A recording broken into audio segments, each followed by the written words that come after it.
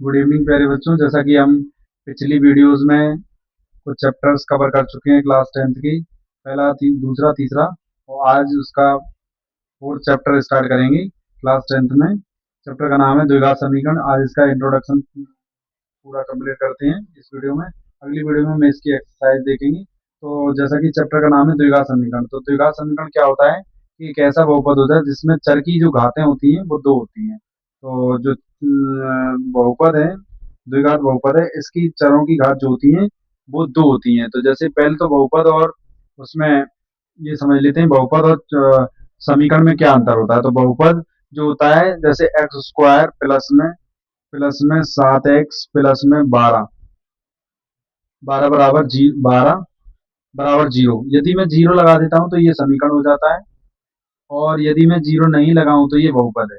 तो इस तरह से 12 बराबर में जीरो, ये समीकरण है द्विघात समीकरण। और यदि मैं जीरो ना लगाऊं इसमें तो ये फिर बहुपद रहेगा। तो इस तरह से हमने बहुपद और द्विघात समीकरण में अंतर समझ लिया। तो द्विघात समीकरण से समझने से पहले हमको ये पता होना चाहिए द्विघात बहुपद क्या होते हैं। तो द्विघात बहुपद वह होते हैं जिसमें चर की सबसे बड़ी घात दो होती है, उसे द्विघात बहुपद कहा जाता है। द्विघात बहुपद का मानक रूप जो होता है, स्टैंडर्ड फॉर्म जो होता है, वैसे कि हम हालांकि हम इसको दूसरे चैप्टर में भी पढ़ा था, तीसरे चैप्टर में भी पढ़ा था, इसमें भी पढ़ेंगे हम। जिसने तीसरा चैप्टर अच्छे से कवर किया होगा, पढ़ा होगा, उसको ये चैप्टर काफी अच्छा लगेगा, और काफी आसान चैप्टर है और छोटा चैप्टर है। तो द्विघात बहुपद का मानक रूप जो होता है वो होता है ए एक्स स्क्वायर प्लस में बी एक्स प्लस में सी बराबर जीरो। जहाँ पर ए जो है ए जीरो के बराबर नहीं होना चाहिए। ए बराबर जीरो नहीं होना चाहिए, क्यों? क्योंकि अगर ए जीरो हो गया, जैसे मान के चलो जीरो गुणे में एक्स स्क्वायर प्लस में बी एक्स प्लस में सी बराबर जीरो, तो यहाँ पर बी एक्स प्लस में सी बचेगा बराबर जीरो। तो सी की यहाँ पर हम एक्स देखें तो एक्स की पावर एक है। तो जिस जिस भी समीकरण में एक्स की पावर एक होती है, सबसे बड़ी पावर एक होती है, वो रैखिक बहुपद होता है। तो ये रैखिक बहुपद या रैखिक समीकरण तो है, परंतु द्विघात बहुपद नहीं, द्विघात बहुपद या द्विघात समीकरण नहीं है। यहाँ पर अगर मैं जीरो ना रखूं, मतलब यहाँ पर 5x² प्लस में यहाँ पर जीरो रख दूं, 0x प्लस में सी बराबर जीरो, तब भी ये रैखिक बहुपद नहीं है। अब ये द्विघात समीकरण ही है। दो 5x² प्लस के 6, तो 6 जो है इस तरह से ये अभी भी द्विघात बहुपद ही है, द्विघात समीकरण ही है। यदि यहाँ पर अब बी और सी के मान जीरो हो सकते हैं, परंतु ए का मान जीरो नहीं होना चाहिए, क्योंकि ए का मान जीरो होते ही ये द्विघात बहुपद से रैखिक बहुपद में बदल जाएगा। इसलिए हमें ये बात विशेष ध्यान रखनी है कि ए बराबर जीरो नहीं होती है। अब द्विघात समीकरण के जो गुणांक होते हैं उनकी बात कर लेते हैं। तो द्विघात बहुपद का हमने मानक रूप समझ लिया। मानक रूप कैसा होता है कि A X square plus B X plus में सी, इस तरह से हमने मानक रूप समझ लिया। अब देखते हैं द्विघात समीकरण के गुणांक। तो द्विघात समीकरण के जो गुणांक हैं, जैसे 3x² प्लस में 5x माइनस 6, तो यदि ए की बात करें तो ए जो है वो एक्स स्क्वायर का गुणांक होता है, एक्स स्क्वायर का गुणांक गुणांक और यदि मैं b की बात करूं तो b है हमारे पास x का गुणांक।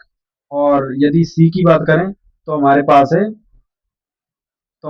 है x जीरो का गुणांक हो। अगर हम c की बात करें तो c जो है हमारे पास वह भी किसी न किसी का गुणांक है, x जीरो का गुणांक है। और इस तरह से हमने गुणांक भी समझ लिए।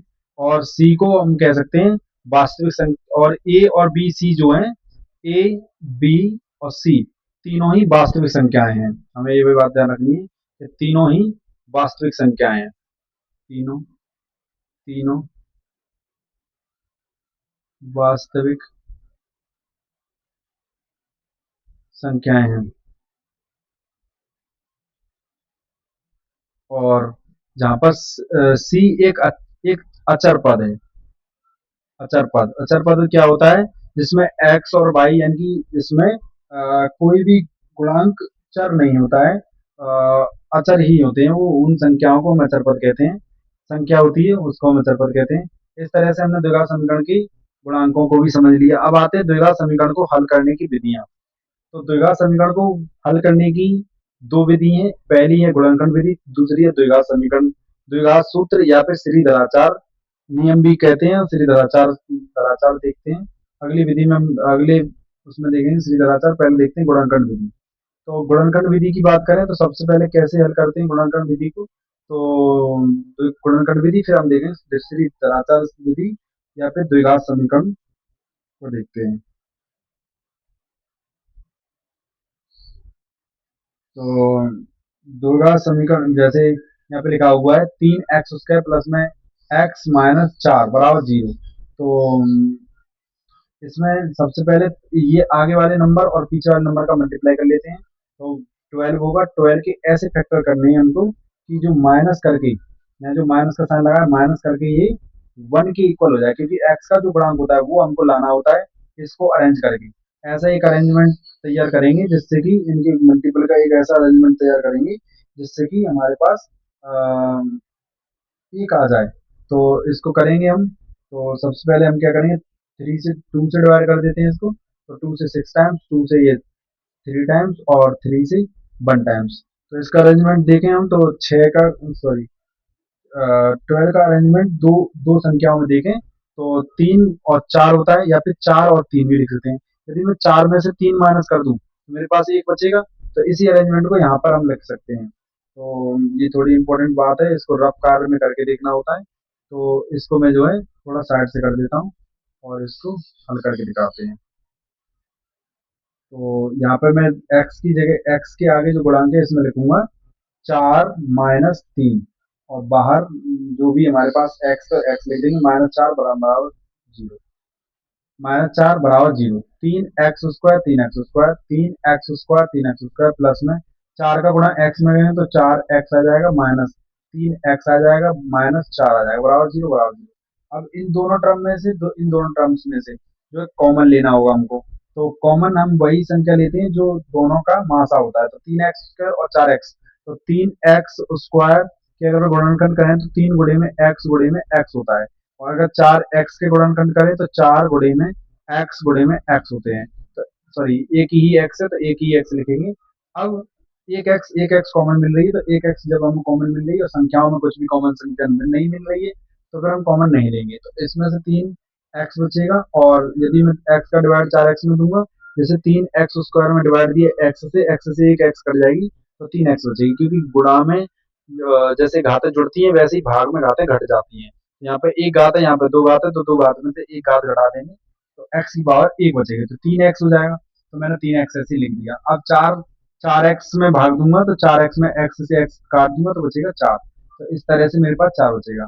माइनस दोनों के आगे अगर माइनस लगा है तो दोनों में से माइनस कॉमन लेंगे, और जब भी माइनस कॉमन लेंगे हम तो साइन अंदर के चिन्ह चेंज हो जाएंगे। जब हम ब्रैकेट लिखेंगे लगाएंगे तो ब्रैकेट के अंदर के साइन जो है चेंज हो जाएंगे। 3x, इन दोनों में कुछ कॉमन दिख नहीं रहा मुझे तो 1 कॉमन ले लेंगे, और जब 1 से डिवाइड देंगे 3x में 3x आएगा, और 3x से अगर 4 में डिवाइड दूंगा तो 4 आएगा। सॉरी, 1 से डिवाइड अगर 4 में दूंगा तो 4 आएगा, परंतु एक कॉमन माइनस का लिया है तो माइनस की वजह से 4 जो है वो प्लस का हो जाएगा। तो इस तरह से हमारे पास बराबर 0 बराबर 0। तो इस तरह से हमारे पास अब दो टर्म आ गई, एक तो ये टर्म है, एक ये टर्म है। इन दोनों टर्म्स में से क्या कॉमन दिख रहा है हमको, तो इन दोनों टर्म्स में से हमको 3x प्लस की 4 4 बराबर में सॉरी दूसरे ब्रैकेट में x माइनस की 1 और बराबर में 0। इस तरह से हमने इसके हल निकाल लिए। अब इसके हल निकालने के बाद अब हम शून्यक निकालेंगे। तो जो द्विघात बहुपद, ये रफ कार्य ऐसे इरेज कर देते हैं, और जो द्विघात बहुपद होते हैं उनके दो ही हल होते हैं।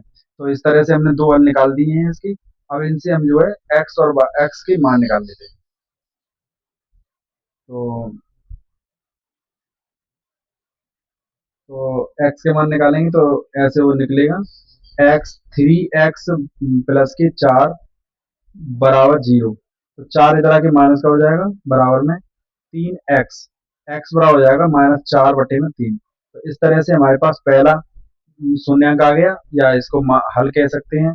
और दूसरा दूसरा वो देखते हैं, यदि करके लिखेंगे इनको। यदि, तो अब देखेंगे हम, यदि x माइनस 1 बराबर 0 लिखेंगे तो हमारे पास आ जाएगा प्लस का 1। इस तरह से हमारे पास x का दूसरा मान आ गया, और इस तरह से अपने गुणनखंड विधि से इनके मान निकाल लिए। अब देखते हैं श्रीधराचार्य से या फिर द्विघाती समीकरण से। इसी समीकरण को ले लेते हैं, और इस समीकरण को जो हमने ऊपर लिया है, इस समीकरण का जो समीकरण है वो है 3x² लिखेंगे यहाँ पर 3x²। और प्लस में x माइनस के 4। तो हमारा जो गुणनखंड विधि से आंसर आया वही आंसर द्विघाती सूत्र से भी वही आंसर आएगा किसी भी समीकरण का। ये इसलिए बनाया गया है कि जिन समीकरण को हम गुणनखंड विधि से नहीं हल कर सकते उनको हम श्रीधराचार्य वाले से कर सकते हैं, उनके हल निकाल सकते हैं। तो यहाँ पर सबसे पहले हमें बी, ए, बी, सी जो दिख रहे हैं वो क्या है, ये गुणांक हैं दिए गए समीकरण में। तो ए बी सी के मान अगर देखा जाए तो ए बी और सी इनके जो गुणांक हैं इनको हम लिख लेते हैं क्योंकि हमें इस सूत्र में इनके मान चाहिए। तो ए का मान 3 है, बी का मान 1 है और सी का मान जो है -4 है। अब हम रख लेते हैं, तो यहाँ रखेंगे, वैल्यू पुट कर देते हैं। तो x बराबर बी का मान जो निकल के आया हमारे पास वो 1 आया, 1 का वर्ग कर देंगे प्लस माइनस रूट में जो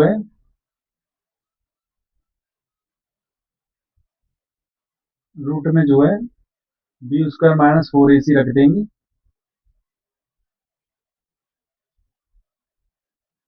बी स्क्वायर -4ac तो लिख लेते हैं इसको, बी स्क्वायर -4ac। बी की जगह जो है वो 1 है, 1 का स्क्वायर -4, ए का वैल्यू 3 और बी का वैल्यू सी का वैल्यू -4। इस तरह से हम जो है इसमें रख लेंगे और अपॉन में इसकी रख देंगे 2a। तो ए का वैल्यू जो है हमारे पास वो है हमारे पास 3। अब आगे बढ़ते हैं। तो 1 का स्क्वायर 1 होता है प्लस माइनस अंदर ब्रैकेट के अंदर क्या होगा, वर्गमूल के अंदर 1 -4 थी 12, 12 चौक 48, ये 48 हो जाएगा और वो भी प्लस का हो जाएगा क्योंकि ये माइनस का 4 है और यहाँ पे माइनस माइनस 2 बार आ गया तो गुणा हो जाएगा। तो ये हमारे पास प्लस के 48 आ जाएगा और बटे में जो है 6 आ जाएगा। तो इस तरह से हमारे पास नीचे 6 आ गया, 3 दूनी 6। और जब हम आगे बढ़ेंगे इसको आगे बढ़ाएंगे तो आएगा हमारे पास 1 प्लस माइनस ये 49 है और 49 का रूट निकल आता है तो रूट निकाल लेंगे 7। तो 1 प्लस माइनस 7 बटे में 6। तो अगर मैं इसको एक बार जोड़ूंगा क्योंकि यहाँ एक बार जुड़ रहा है एक बार घट रहा है, तो एक बार मैं जोड़ूंगा तो 1 प्लस में 7 लिखूंगा और बटे में 6 और एक बार मैं जो है घटा दूंगा तो 1 माइनस 7 अपॉन में 6। तो जब मैं इसको आगे सॉल्व करूंगा तो आएगा मेरे पास 1 प्लस 8 अपॉन में 6 और इसको अगर मैं कैंसिल आउट करूंगा इसके एचसीएफ से तो आ जाएगा मेरे पास 4 अपॉन में 3। और अब दूसरा देखें तो माइनस के 6 अपॉन में 6 से 6 कैंसिल हो जाएगा तो आ जाएगा -1। यही वहां पर आंसर आ रहे हैं हमारे, देख सकते हैं 4 अपॉन में 3 आ रहा था और दूसरा एक आ रहा था हमारे पास, एक आ रहा था और एक आ रहा था हमारे पास 4/3। तो इस तरह से हमने जो है इस प्रश्न को दोनों विधियों से सीख लिया, द्विघाती समीकरण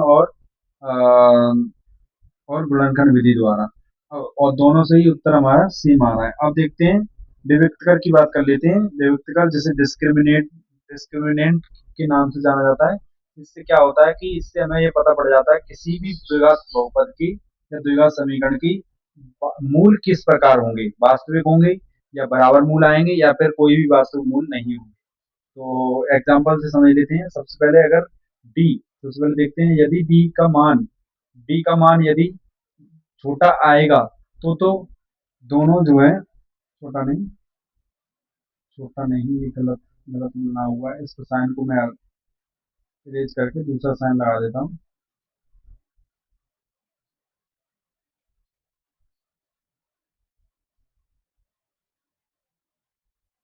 यदि डी का मान जो है वो जीरो से बड़ा आएगा, जीरो से बड़ा आएगा डी का मान, तो दोनों मूल जो होंगे वो भिन्न भिन्न होंगे और वास्तविक मूल होंगे। अभी जब एग्जांपल से देखेंगे तो और अच्छे से हमें समझ में आ जाएगा।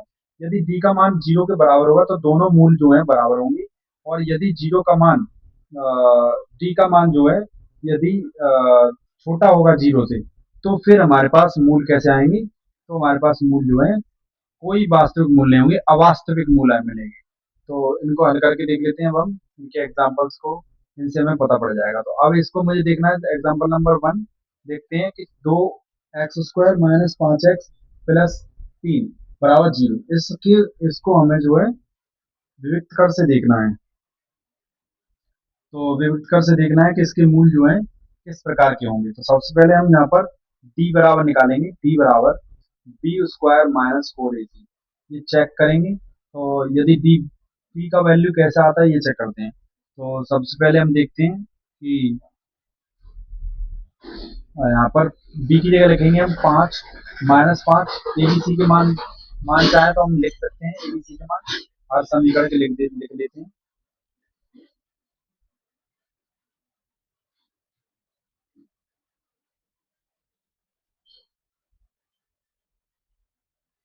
ए का मान और बी का मान और सी का मान, यहाँ पे भी ए का मान, बी का मान और सी का मान, यहाँ पर भी ए का मान, बी का मान, सी का मान। तो यहाँ पर ए का मान जो है वो 2 है, यहाँ बी का मान 5 - 5 है, सी का मान यहाँ 3 है। इस तरह से यहाँ 3, यहाँ पर 5 और यहाँ पर -6। यहाँ पे देखा गया 1, यहाँ पर देखा गया 2, यहाँ पे देखा गया -1। इस तरह से हमने एबीसी के मान निकल लिए और इनको विविक्त कर में रख के देखते हैं। तो विविक्त कर यदि इनसे किस तरह का रिजल्ट देता है उससे हमें पता पड़ जाएगा किसी भी समीकरण की मूल वास्तविक है या अवास्तविक है या फिर दोनों बराबर है। तो बी स्क्वायर का मान निकालना, तो बी की जगह लिखेंगे -5, -5 का वर्ग, और -4 ए की जगह लिखेंगे, ए का मान 2 है और सी का मान 3 है। तो 5 का वर्ग जो होता है वो 25 होता है, चाहे -5 हो चाहे +5 हो। इस तरह से इनका मल्टीप्लाई करेंगे तो 24 होगा। 4 दूनी 8, 8 3 24। तो 24 जो होगा, इस 24 को अगर मैं 25 में से घटाऊं तो एक बचेगा, एक वो भी बड़ा है डी से। हमें दिख रहा है कि जीरो से बड़ा है ये। तो यदि जीरो से बड़ा है एक, तो यदि जीरो से ये बड़ा है एक, तो इससे क्या पता पड़ता है कि मूल कैसे होंगे, दोनों मूल भिन्न वास्तविक मूल होंगे, दोनों भिन्न होंगे और वास्तविक मूल होंगे। तो इस चीज को मैं यहाँ से कॉपी करके यहाँ पेस्ट कर देते हैं कि दोनों भिन्न भिन्न वास्तविक होंगे। और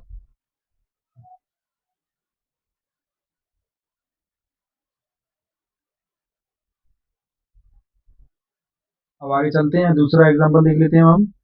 दूसरे एग्जांपल में बता रखा है कि 3x², यहाँ पर भी हम b² - 4ac चेक करते हैं। तो डी विविक्त कर चेक करते हैं। तो डी बराबर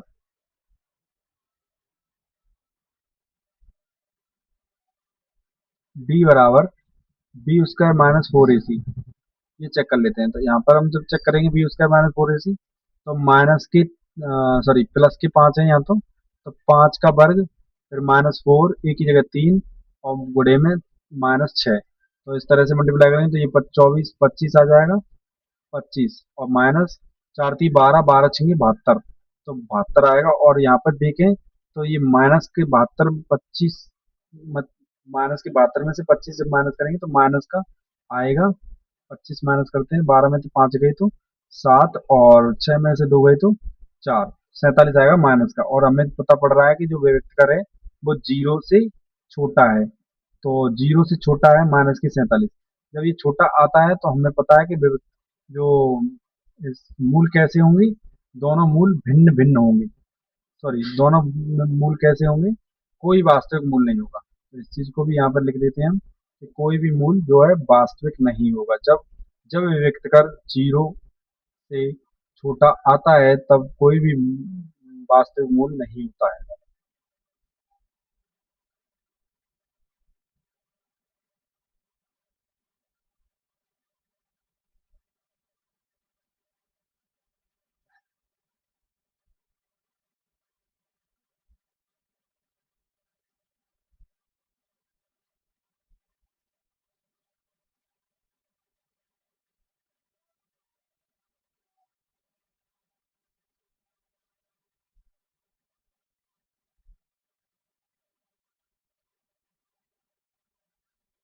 अब हम आगे देख लेते हैं।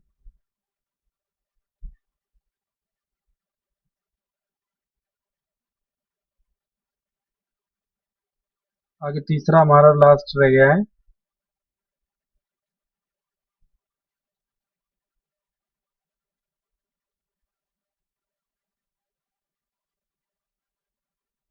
कि विभक्त कर यदि बराबर आएगा तो क्या करेंगे। तो यहाँ पे भी बी स्क्वायर माइनस फोर ए सी चेक कर लेते हैं। तो बी स्क्वायर माइनस फोर ए सी, तो जब हम यहाँ पे बी स्क्वायर माइनस फोर ए सी चेक करते हैं तो बी की जगह दो है, दो का वर्ग माइनस फोर मल्टीप्लाई एक, और सी का मान माइनस वन। तो जब मल्टीप्लाई करेंगे तो चार आएगा माइनस का, और ये भी चार आएगा, चार से चार कट जाएगा तो जीरो। विभक्त कर जो हमारा आया वो जीरो के बराबर आया है। तो जब जीरो के बराबर विभक्त कर आएगा तो यहाँ पर जो मूल होंगे वो कैसे मूल होंगे, तो दोनों बराबर मूल होंगे।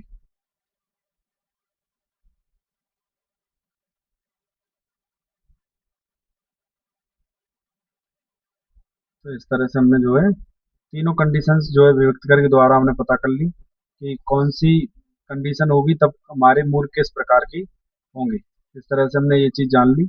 अब हम अगली वीडियो में इसकी ये इसका पहली एक्सरसाइज करेंगे, और अब इसमें हम बेसिक कंप्लीट कर चुके हैं। बेसिक में हमारा यही था, यही चीज हमें सीखनी थी, इन्हीं पर आधारित हमें एक्सरसाइज करनी है।